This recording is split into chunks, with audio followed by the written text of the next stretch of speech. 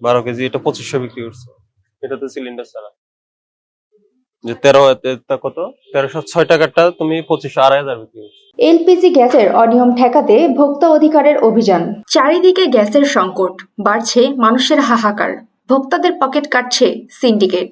জনজীবনে যেন রান্না খাওয়া দাওয়া অচল হয়ে পড়ছে। ক্ষুধা পেটে ঘুরতে হচ্ছে স্বল্প দামে এলপিজি এর জন্য।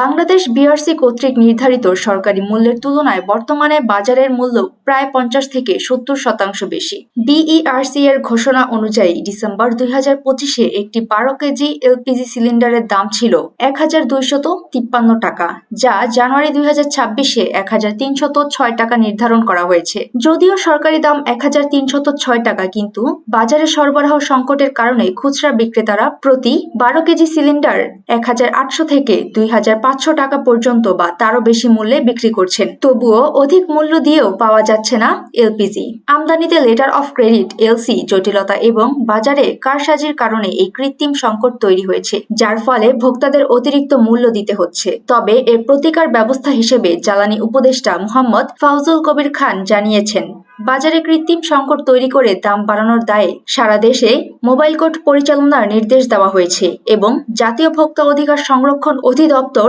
এবং জেলা প্রশাসন বিভিন্ন এলাকায় অসাধু ব্যবসায়ীদের জরিমানা করছে। আশা করা যায় আমদানিতে এই আর্থিক সুবিধা এবং কঠোর বাজার মনিটরিং এর ফলে আগামী কয়েক সপ্তাহের মধ্যেই সরবরাহ স্বাভাবিক হবে। সুমাইয়া ফারাজি, দৈনিক আর নিউজ।